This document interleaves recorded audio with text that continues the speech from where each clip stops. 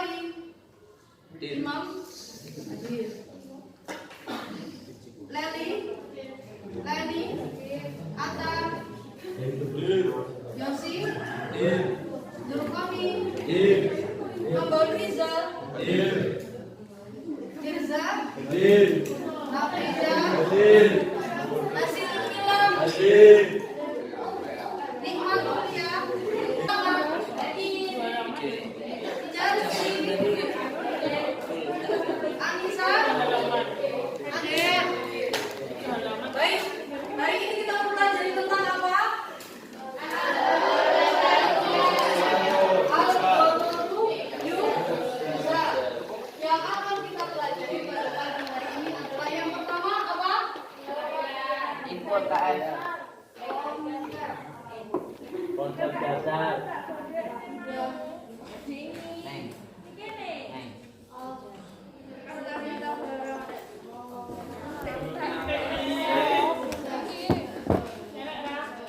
Ini meliputi apa? Konsep ini meliputi apa? Yang pertama adalah definisi. Yang kedua tentang dasar hukum. Dan kaidah.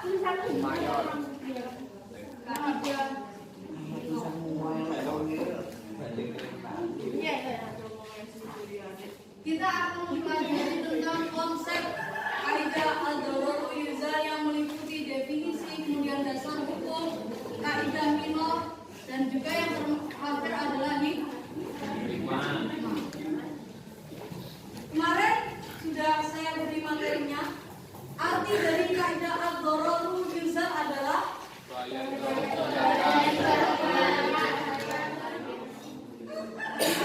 bahaya yang harus al-dararu artinya yuza. Jadi pengertian dasar al-dararu yuza adalah bahaya itu harus dihilangkan atau apabila terjadi atau ada kemudorotan itu harus dihilangkan. Al-dararu yuza ini memiliki empat kaidah minor. Kaidah minor.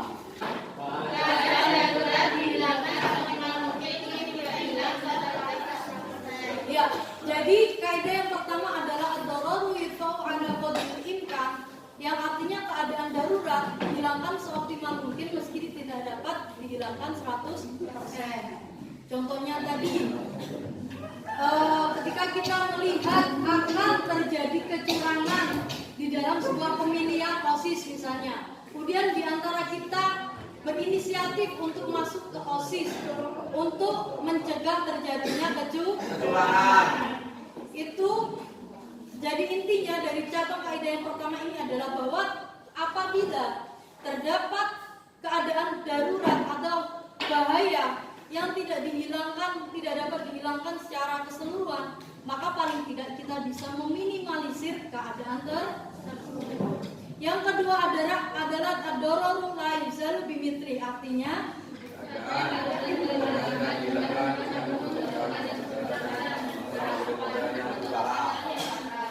ya, misalnya saya kasih contoh lagi. Apabila teman kita berbelanja di mall misalnya, kemudian waktu akan membayar itu kekurangan uang, kita berinisiatif mencuri untuk untuk menolong teman kita yang kekurangan uang, maka perilaku tersebut tidak dibenarkan walaupun tujuan kita untuk menghilangkan mudarat, akan tetapi justru tindakan kita menambah mudarat yang lebih parah. Karena apa? Karena perilaku mencuri itu tidak dibenarkan dan akan memunculkan mudarat yang lebih parah.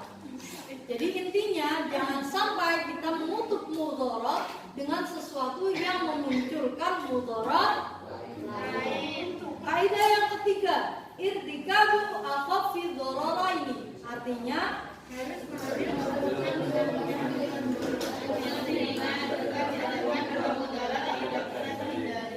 ya, tadi dicontohkan ketika kita mengendarai Kemudian di depan kita ada seorang pengembala dan juga hewan kambing yang dikembala.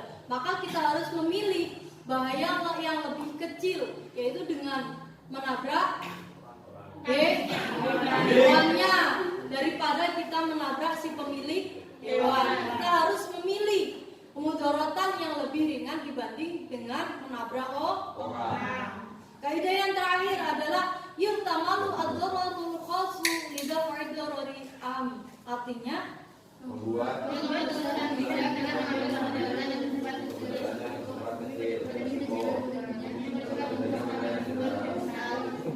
ya, contohnya tadi Nabi melihat orang Badui, bisa saja Nabi seketika itu melarang, akan tetapi Nabi memilih keputusan yang lebih bijak, yaitu dengan membiarkan orang Badui itu kencing di satu tempat. Untuk apa? Agar tidak terjadi najis yang lebih parah. Ad-dararu yudfa'u 'ala qadari imkan, artinya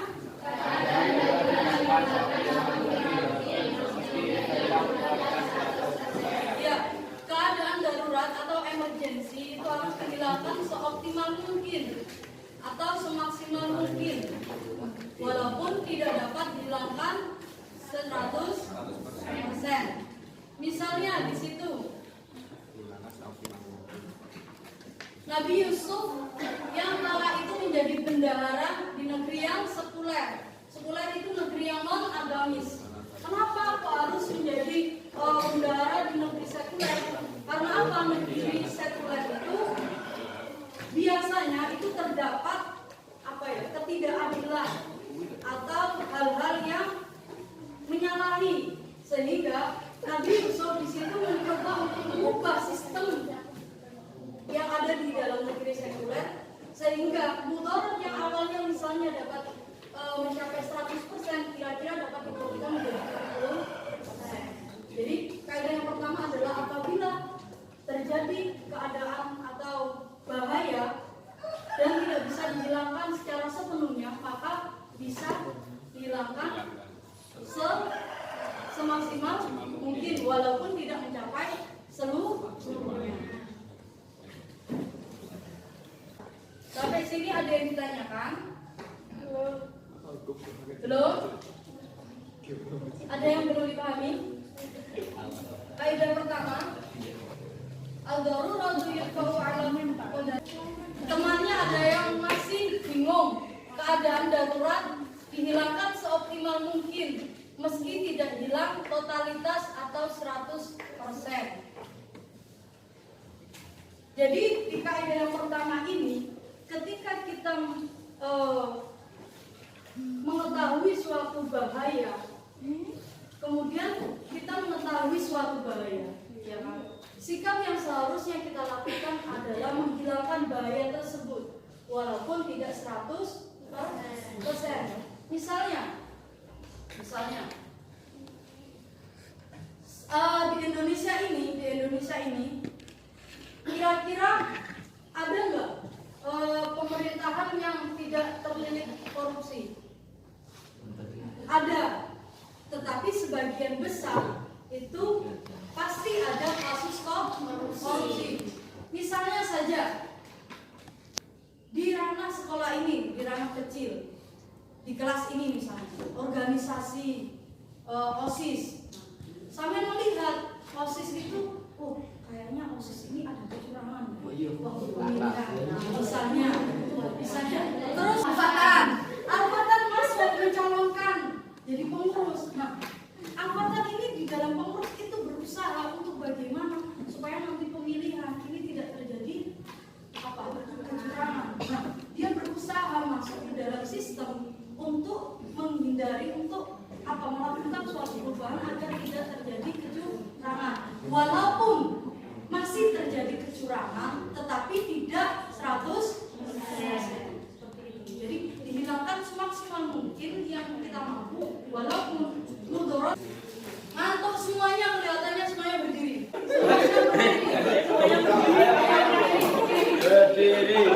berdiri. Ayo berdiri. Apa pohon itu? Oh, iya, kenapa? Ayo berdiri. Yos. Berdiri. Berdiri. Ayo berdiri.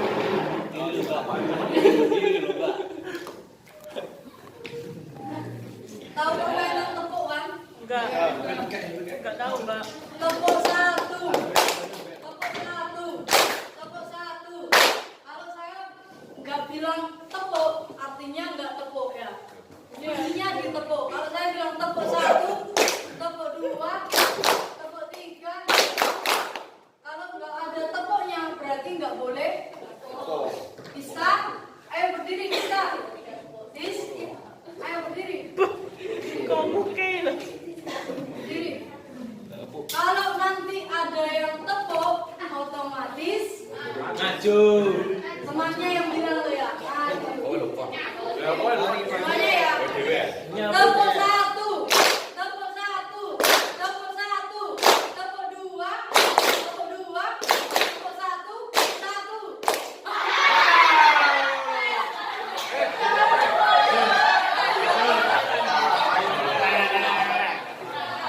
Masih pemanasan ya, konsentrasi. Tepuk satu, tepuk satu, tepuk satu. Beragam-agaman, ada beragam. Jadi nanti siapa yang salah?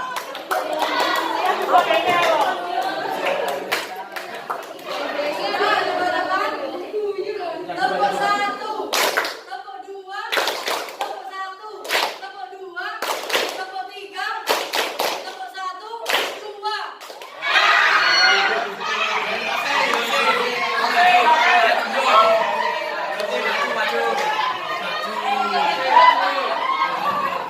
Siapa tadi?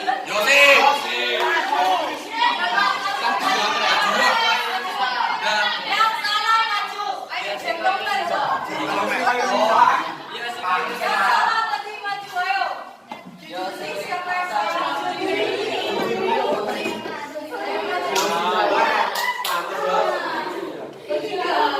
Ayo maju.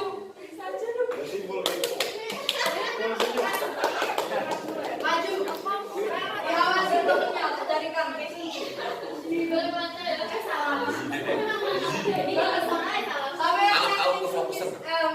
Sampai menginstruksikan, ayo.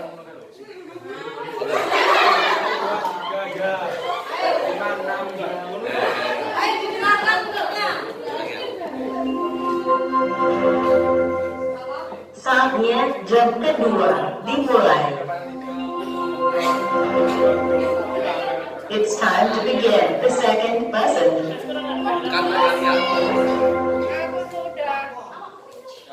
Tepuk satu. Tepuk satu. Tepuk tiga.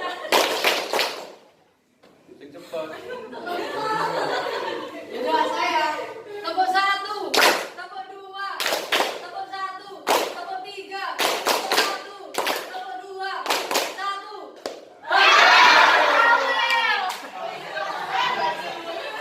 Kayaknya lagi ada beberapa deh. Ayo maju.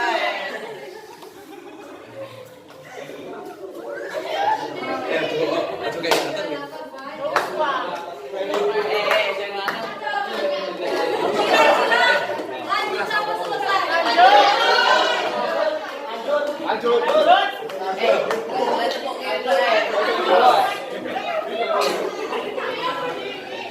Tepuk dua.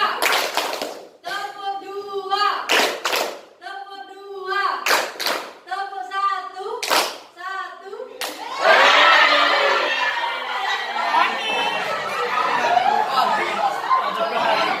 Kelihatannya oh salah. Cukup ya. Cukup ya. Sudah cukup ya. Disuruh apa yang maju? Yang salah. Nyanyi. Disuruh apa yang di depan? Boleh duduk. Nyanyi enggak? Suruh apa yang maju di depan? Enggak. Ditanyain saja ya. Ditanyain aja wes.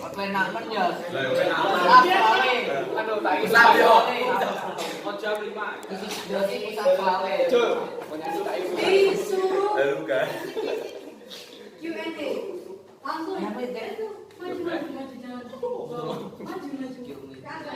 Dan jawab. Dan jawab. Cowok ayo.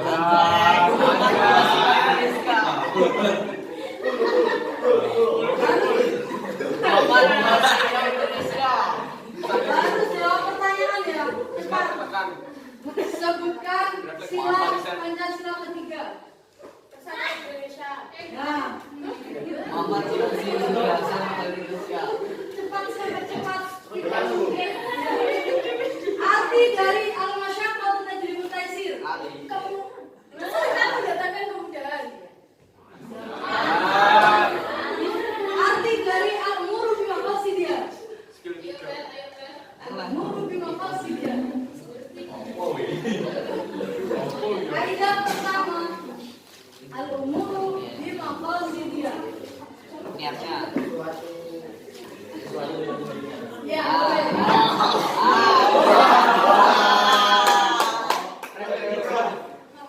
arti dari al-yaqinu la yuzalu bisyak.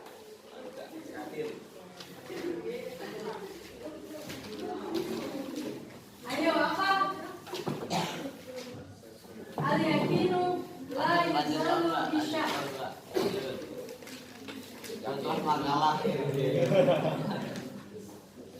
Keyakinan yang tidak bisa digoyahkan dengan ragu. Sebutkan sila kelima.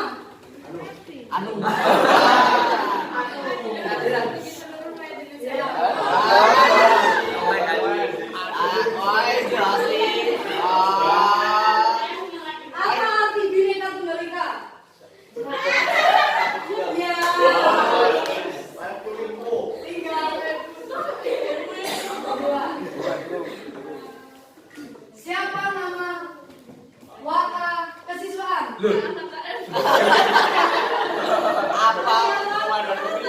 Pak siapa? Ya.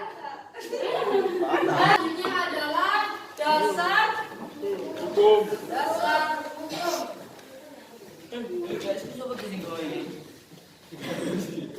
Kaidah kelima adalah yuzar dasar hukum adalah Al-Quran dan hadis, yaitu ayat dibaca sama-sama. Bismillah.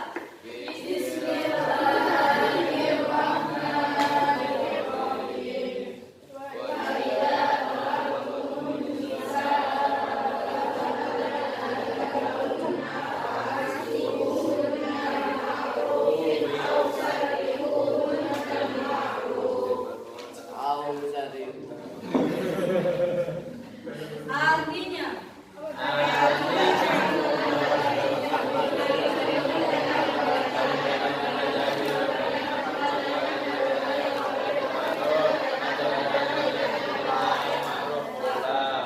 Quran surat Al-Baqarah ayat 231. dasar hukum kaidah ad-daruratu yuzal. Yang pertama adalah Quran surat Al-Baqarah ayat 231. Wa idza talaqtumun nisaa fa balagna ajalahunna fa amsikuhunna bima'rufin aw sarrihuhunna bima'ruf. Jadi di dalam ayat ini diceritakan bahwasannya terdapat seorang suami istri yang mana si suami ini menceraikan si istri. Kemudian si istri menjalani masa iddah. Nah, di saat masa iddah mau selesai, masa iddah itu masa menunggu. Di saat masa iddah itu mau selesai, kemudian si suami merujuknya kembali.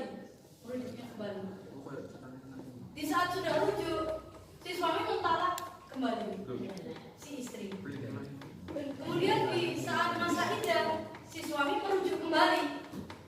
Kemudian setelah rujuk, ditalak lagi. Nah, keadaan ini tidak diperbolehkan. Karena apa?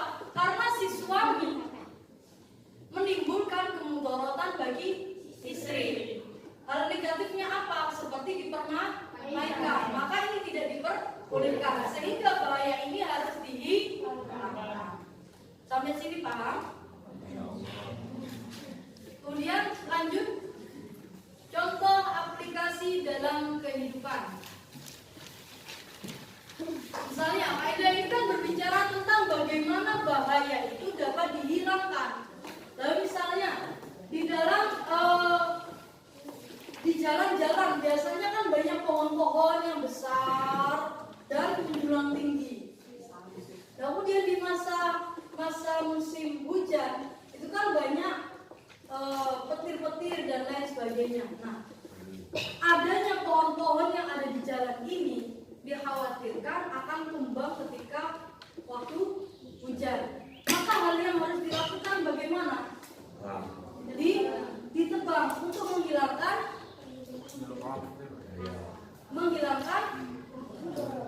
bahaya. Bahayanya apa? Ketika dia tidak ditebang, maka sewaktu-waktu dia bakalan tumbang dan bisa jadi menimbulkan korban. Sehingga kaidah ini berbicara bahwasanya ketika kita melihat suatu bahaya atau mengetahui akan terjadi bahaya, maka sikap seharusnya kita harus berusaha untuk menghilangkan bahaya.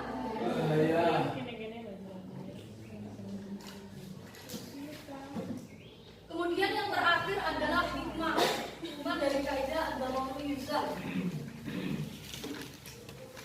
Yang pertama adalah segala bentuk yang menimbulkan bahaya, baik kepada diri sendiri, orang lain, dan lingkungan sekitar adalah haram hukumnya. Jadi ketika terdapat bahaya atau apapun, itu wajib dihilangkan dan haram hukumnya kita membiarkan. Contohnya menyebarkan berita hoax, fitnah yang akan bisa jadi berdampak pada pertengkaran, permusuhan dan lain-lain. Maka hal-hal yang demikian itu harus dihilangkan. Kemudian yang kedua adalah kaidah keempat ini sangat penting, terutama dalam masalah nahi mungkar, yaitu tindakan pencegahan dan perbuatan yang dibenci oleh syariat. Nahi mungkar itu apa? Amar ma'ruf nahi mungkar.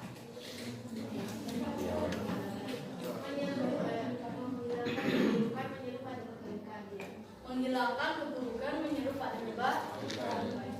Salah satu hikmah kaidah ad-darurul yuzal ini adalah kita menghilangkan keburukan dan semaksimal mungkin kita mendatangkan kebaikan. Yang ketiga, semua bentuk kemudaratan haram hukumnya kecuali yang pertama, kemudaratan yang memang sejak awal diizinkan oleh syariat, seperti menjatuhkan sanksi atau hukuman. Kemudian kemudaratan yang menimpa banyak orang dan susah dihindari, seperti bisinya kendaraan yang lalu lalang di jalan. Mungkin kan kita menghilangkan kendaraan. Nah, itu bentuk kemudaratan yang haram hukumnya tetapi terkecuali. Yang keempat adalah semua yang berdampak buruk kepada semua hamba Allah, baik kepada orang lain dan diri sendiri, harus optimal mungkin dihindari. Yang kelima, disebut darurat jika membahayakan agama, jiwa atau harta, dan keturunan atau akal.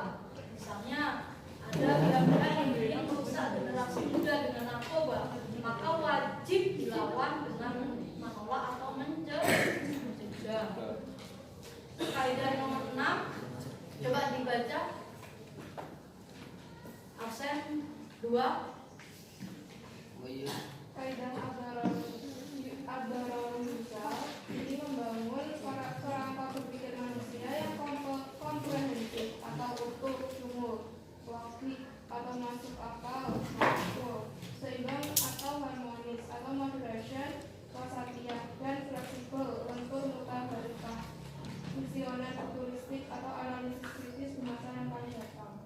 Kemudian yang ketujuh, kemudaratan harus dihilangkan dalam kaitannya dengan hamba Allah merupakan sebuah tema penting yang dengannya menjadi lebih mengerti bahwa Islam adalah agama kasih sayang, sejagat alam raya atau rahmatan lil alamin, agama yang lembut yang melarang umatnya berbuat aniaya kepada diri sendiri dan orang lain, termasuk menjaga ekosistem alam, tanah, laut, udara serta makhluk lain seperti hewan, tumbuhan. yang kedelapan, Karakter dasar Islam sesuai kaidah keempat ini yaitu larangan berbuat zalim, aniaya, merugikan, membahayakan, mencelakakan, menyakiti terhadap diri sendiri, apalagi orang lain serta lingkungan yang besar, dari mikro sampai makro, dari dampak buruk kecil sampai besar. 9. Dengan bersikap tidak zalim berlandaskan keempat ini diharapkan menjadi seseorang selalu menjaga hak-hak untuk diri sendiri dan orang lain yang tidak boleh dilanggar. Dan yang terakhir, kaidah Ad-Dororizal ini membantu para guru Islam dalam memetakan permasalahan kontemporer yang selalu berkembang pesat pada zaman sekarang serta zaman yang akan datang dan mencari problem solver dari tindakan pencegahan atau preventif. Ya. Kaidah ini semuanya adalah intinya kita diharapkan menjadi manusia yang selalu menjaga hak-hak kita maupun kewajiban kita. Kewajiban kita apa? Yaitu ketika melihat bahaya maka kita wajib untuk menghilangkan atau mencegah. Hak kita apa? Hak kita adalah menerima perlindungan. Perlindungan dari apa? Dari bahaya. Sampai sini ada yang ditanyakan? Ada yang ditanyakan? Kalau tidak ada, kelompok 1, kelompok 2, kelompok 3, kelompok 4. Silakan ambil kertas kecil, terus masing-masing anak menuliskan pertanyaan. Jadi kalian saat ini saya bentuk menjadi 4 kelompok. Kelompok 1, kelompok 2, kelompok 3, dan kelompok 4. Masing-masing anggota kelompok menuliskan pertanyaan terkait dengan kaidah.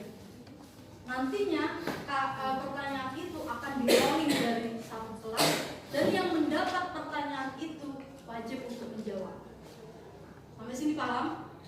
Paham. Silakan ditulis di kertas. Saya kasih waktu 3 menit. Kemudian setelah itu rolling.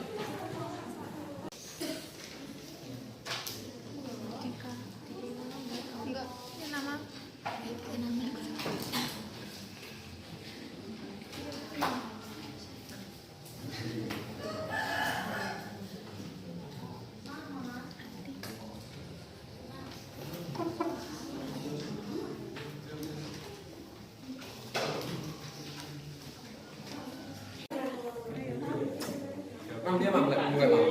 Pilih garis. Coba Lukman itu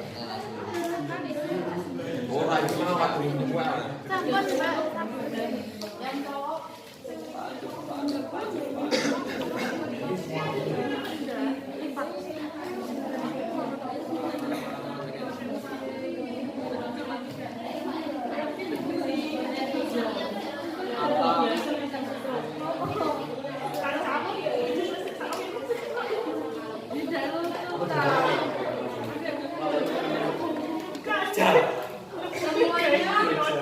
Pertanyaan, coba diperhatikan. Semuanya pertanyaan sudah ada di sini. Nah, mari kita mulai bermain. Berdiri. Nanti yang salah tepuk. Jadi permainannya setelah kalian semua membuat sebuah pertanyaan ini yang akan dijawab oleh teman kalian melalui permainan tepuk tangan. Jadi yang salah silakan mengambil dan menjawab pertanyaan kalian sendiri. Iya. Diperhatikan ya. Diperhatikan semuanya. Yang salah nanti maju. Tepuk 1. Tepuk 1. Tepuk 2. Tepuk 2. Tepuk 1. Tepuk 2. Tepuk 2. Tepuk 3.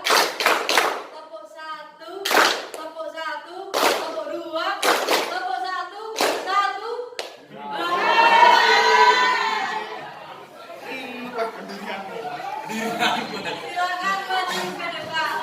Silakan maju ke depan. Akan berpalan banpis.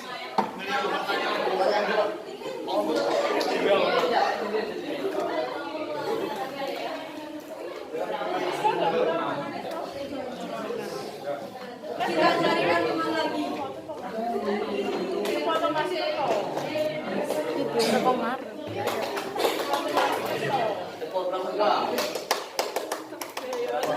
Andi. Iya,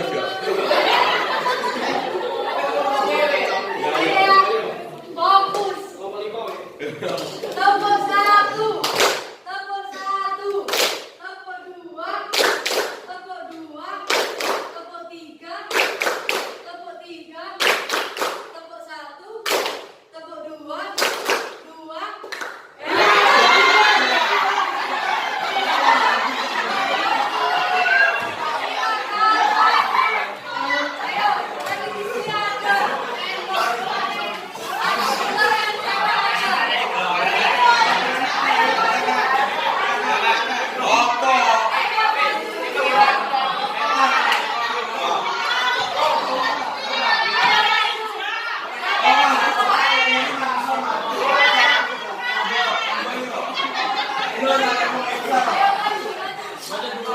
Ayo, lagi disiapkan. Sudah, satu kali lagi.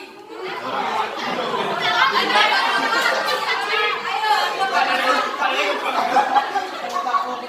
teman-teman semuanya fokus. Fokus. Semuanya fokus. Tepuk tiga. Tepuk tiga. Tepuk dua. Dua.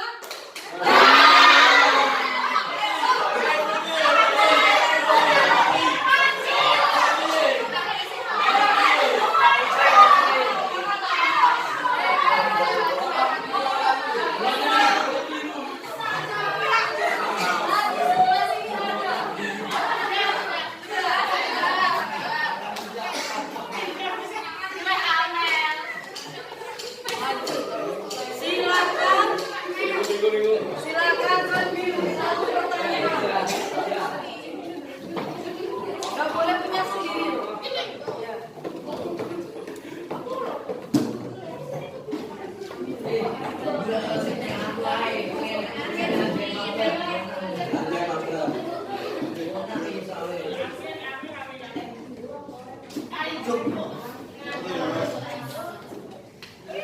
Dari mulai yang pertama, silakan dibaca pertanyaannya. Tuliskan nama kaidah maya yang pertama beserta artinya dan kedua berikan gambar yang terdekat. Sebutkan arti Allah dalam kehidupan kaidah Ada Ruizal. Amin. arti kaidah maya yang kedua. Arti kaidah minor yang kedua. Berikan contoh pada kaidah keempat pada bab Ruizal. Kamu? Ada orang yang percaya diri dan orang itu belajar dengan mencari informasi lewat internet supaya rasa tidak percaya dirinya terkurangi. Itu merupakan contoh dari al-Ghazali yaitu 1, 2, 3, 4 semua pertanyaannya sama, yaitu menyebutkan adalah berikan contoh dari kaidah keempat bab al-Ghazali Ghazal. Contohnya apa? ketika kita berkendara terus di depannya ada kucing, kita mau beli dua terus nilai nabrak wes apa nabrak kucing, kita mau beli resiko nabrak kucing. Nabrak kucingnya sing ketabrak sikile to. Jadi ini resikonya kecil ya. Nabrak weh. Kira enggak nabrak weh.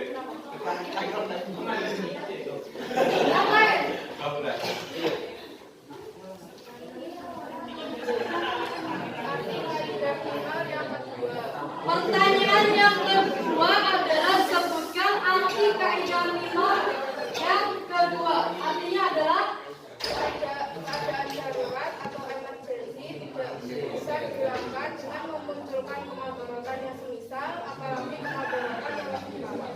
betul. Silakan dulu.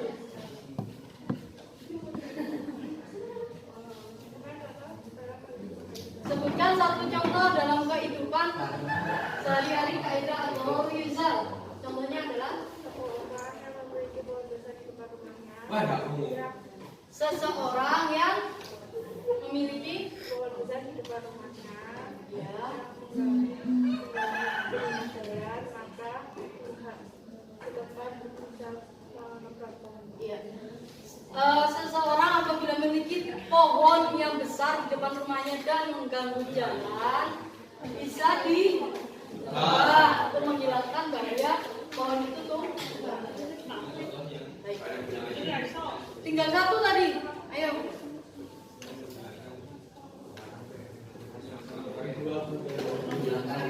Hari ini kita belajar tentang apa? Inti dari ad-dararul yuzal adalah menghilangkan bahaya. Ad-dararul yuzal itu memiliki 4 kaidah minor. Ya, 4 kaidah minor. Yang pertama artinya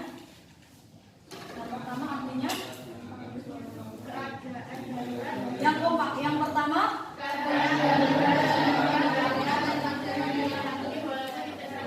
keadaan darurat.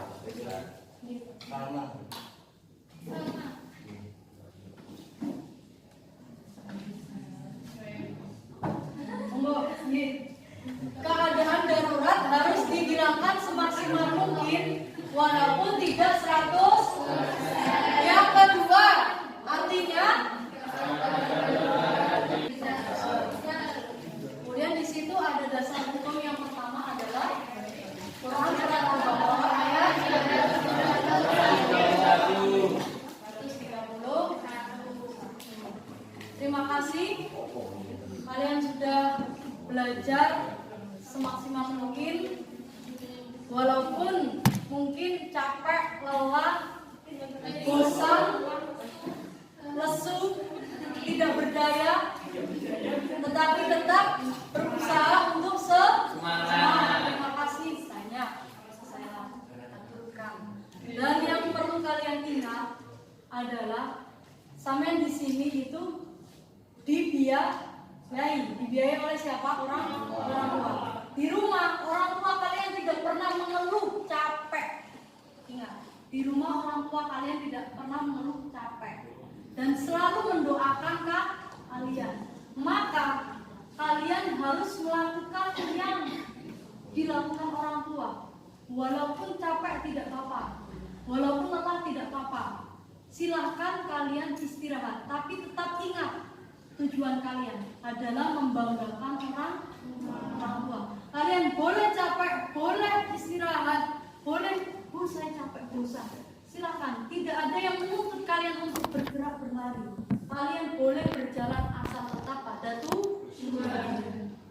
Tetap semangat, semoga apa yang kita lakukan selalu senantiasa diberkahi oleh Allah Subhanahu wa Ta'ala. Mohon maaf. Wallahu muwaffiq ila aqwamit thoriq. Wassalamualaikum